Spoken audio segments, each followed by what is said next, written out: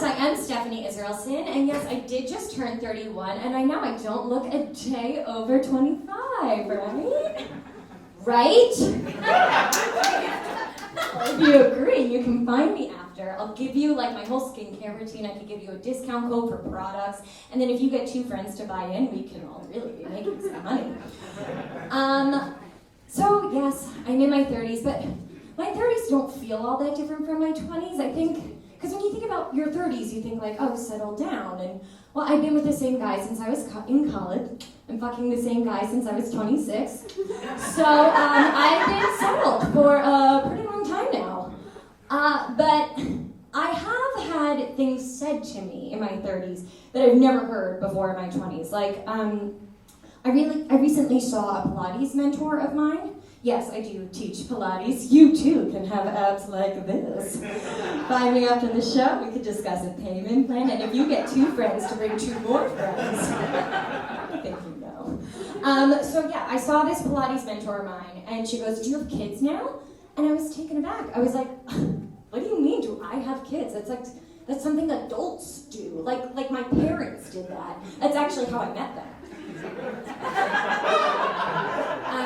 I do have plants though.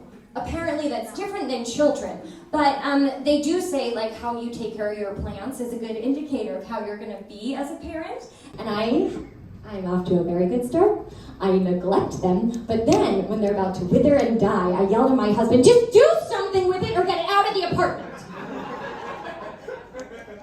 So yeah, great instincts, no notes. Some of my friends have started to have kids, and who here is at that stage in life where their friends are having kids? You can just raise your hand, you don't have to clap. Who here is not yet there? Yes. Oh, okay. Okay, just get ready, because you're gonna have instant baby fever. Like, regardless of if you want kids or not, you're just gonna see them playing with your baby, and you're like, oh, I need that!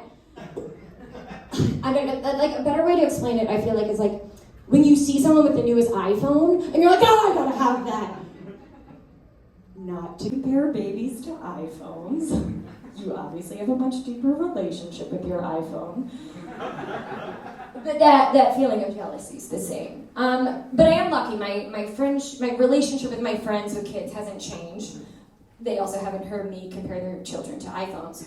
But I do feel fortunate because that's not always the case. So I'm very lucky. I have a wonderful group of friends, a great family, a loving husband and side piece, and a really nice home, and a shit career, because you can't have it all. These are the rules. So if I want a career, someone's on the chopping block. Family, they are hard to get rid of. I am on their Netflix, their HBO, their Hulu, and their Disney Plus, so family's gotta stay. Friends, I'm on their YouTube TV, which sounds but I, again, am 30, and I like access to live television, so I need my friends. So, husband or home. Well, that's a no-brainer. Home is where the heart is. But my home is rent-controlled. And it is also on the 38th floor with a balcony, so it's the perfect place for a little accident.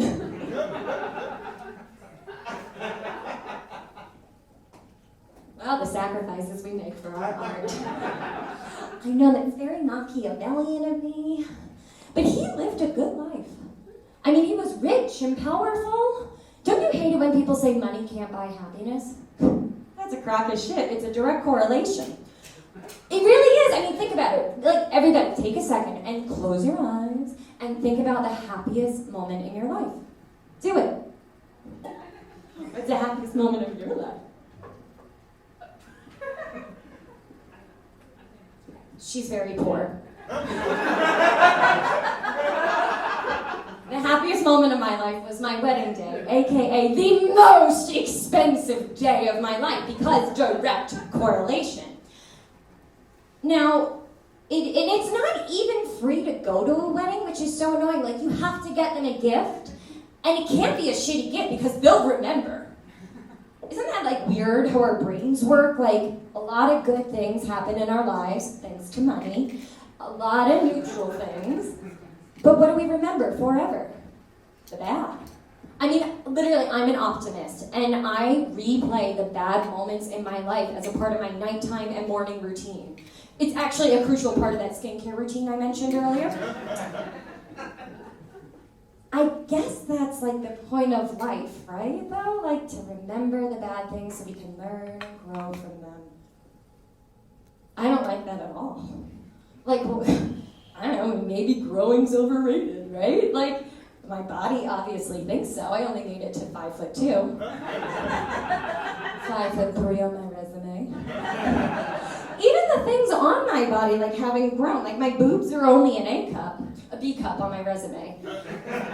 And like the wrinkles on my face haven't grown because it's full of Botox, and you can too. Find me after the show. I have a discount code for $50 off, and then I get $100 off. So truly, that's real. So find me after the show. Thank you so much. I'm Stephanie Israelson.